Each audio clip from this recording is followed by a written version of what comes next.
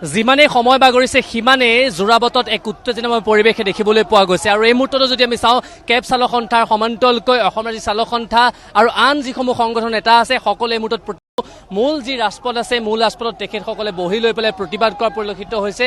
আমি দৃশ্যাংশসমূহ প্ৰতি টাইমৰ দৰ্শকসকলক দেখুৱাই আছোঁ।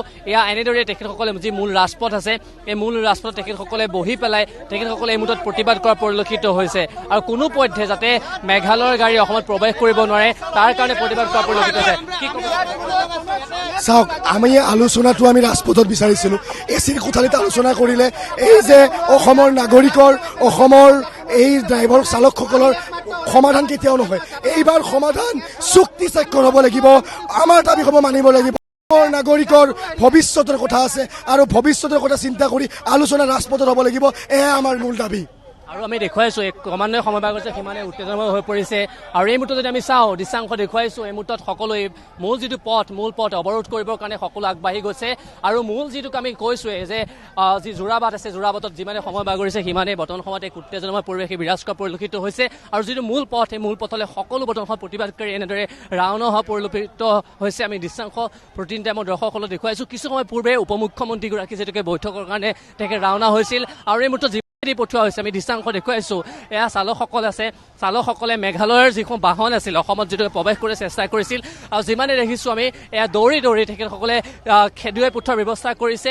অসমৰ যিমানসমূহ চালক আছিল চালকসকলে এয়া ওলাই আহিছে, পাছে পাছে আৰক্ষী দৌৰি গৈছে আৰু যিমানে সময় বাগৰিছে আমি দৃশ্যাংশ দেখুৱাইছোঁ এয়া মেঘালয়ৰ যি যোৰাবাটৰ বৰ্তমান সময়ত এই সীমান্তৰ দৃশ্যাংশ এয়া আমি দেখুৱাইছোঁ। যিসমূহ এইটো বাহন ৰাখি থোৱা আছিলে অসমৰ ভূমিত সেই বাহনসমূহ এনেদৰে খেদি পঠোৱাৰ ব্যৱস্থা কৰিছে। ভিডিঅ'তে দিদম ব্ৰহ্ম আছে দৃশ্যাংশ দেখুৱাইছে আৰু এক উত্তেজনাৰ পৰিৱেশে বিৰাজ কৰা পৰিলক্ষিত হৈছে। এই প্লেনেদি কিছু সময় পূৰ্বে যিটোকে উপ মুখ্যমন্ত্ৰীগৰাকী পাৰ হৈ গৈছিল আৰু সেই তাৰ পাছতেই এয়া এনেদৰে বৰ্তমান সময়ত উত্তেজনা বৃদ্ধি পোৱা পৰিলক্ষিত হ'ল আৰু এয়া আমি দেখুৱাইছোঁ এয়া যিসমূহ নেতা আছিল বা দল সংগঠনৰ লোকসকল আছিল এয়া তেখেতসকলে বৰ্তমান সময়ত খেদি বৰ্তমান সময়ত পঠোৱাৰ ব্যৱস্থা কৰা পৰিলক্ষিত হৈছে। আমি কিছু দূৰ আগুৱাই যাম, দৃশ্যাংশ দেখুৱাবলৈ যত্ন কৰিম প্ৰতি টাইমৰ দৰ্শকসকলক। এয়া হৈছে সীমান্তৰ অঞ্চল আৰু এয়া এক উত্তেজনাৰ পৰিৱেশ বিৰাজ কৰা পৰিলক্ষিত হৈছে। এয়া আপোনালোকে দেখিছে এয়া হৈছে যোৰাবাটৰ দৃশ্যাংশ। আমি প্ৰতি টাইমৰ দৰ্শকসকলক দেখুৱাই আছোঁ। এয়া আৰক্ষীৰ লোকসকলে ঠাইত মোতায়েন কৰা হৈছে, অৰ্ধসামৰিক বাহিনী আৰু আমি যদি যাওঁ আপোনালোকে দেখিছে এক উত্তেজনাৰ পৰিৱেশ বিৰাজ কৰা পৰিলক্ষিত হৈছে আৰু এয়া প্ৰতিখন যিখন বাহন এই বাহনসমূহ যিটোকে মেঘালয় ৰেজিষ্ট্ৰেশ্যনৰ যিখন বাহন আছিল বাহনসমূহ বৰ্তমান সময়ত তেখেতসকলক ঘূৰাই পঠোৱাৰ ব্যৱস্থা কৰা পৰিলক্ষিত হৈছে আৰু সকলো ওলাই আহিছে। আপুনি দেখিছে আমি দেখুৱাইছোঁ ৰাজপথলৈ ওলাই আহিছে আৰু খেদি এয়া পঠোৱা হৈছে। আমি আগলৈ যাম, তেখেতসকলৰ পৰা কিছু মন্তব্য ল'বলৈ মই চেষ্টা কৰিম। ভিডিঅ'তে দিদম ব্ৰহ্ম আছে, দৃশ্যাংশ দেখুৱাই আছে।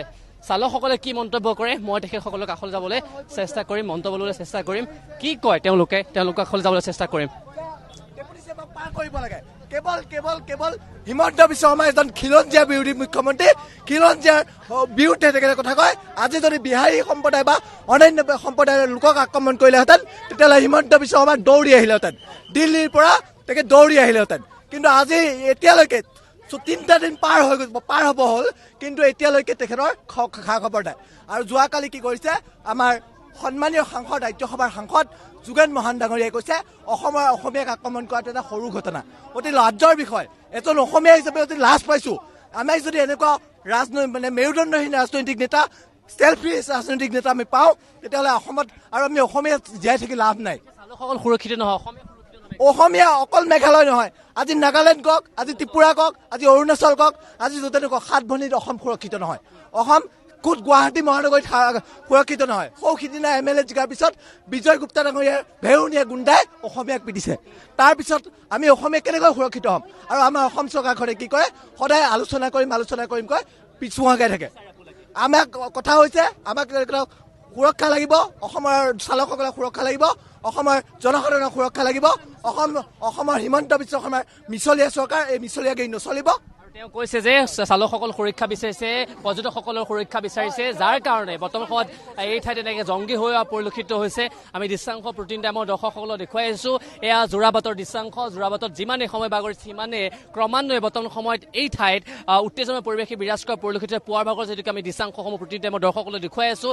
আৰু সকলোৱে বৰ্তমান সময়ত আজি যিহেতুকে দ্বিপাক্ষিক যিখন বৈঠক হৈছে এই বৈঠকখনত বৰ্তমান সময়ত সকলোৱে এটাই বিচাৰিছে, স্থায়ী সমাধান বিচাৰিছে। যেতিয়ালৈকে স্থায়ী সমাধান নিদিয়ে, লিখিত প্ৰতিশ্ৰুতি নিদিয়ে মেঘালয় চৰকাৰে যাতে কোনো অসমীয়া লোকক আক্ৰমণ কৰা নহয় তেতিয়ালৈকে এই হুংকাৰ তেতিয়ালৈকে প্ৰতিবাদ চলি যোৱাৰ এক প্ৰকাৰ হুংকাৰ দিয়া পৰিলক্ষিত হৈছে।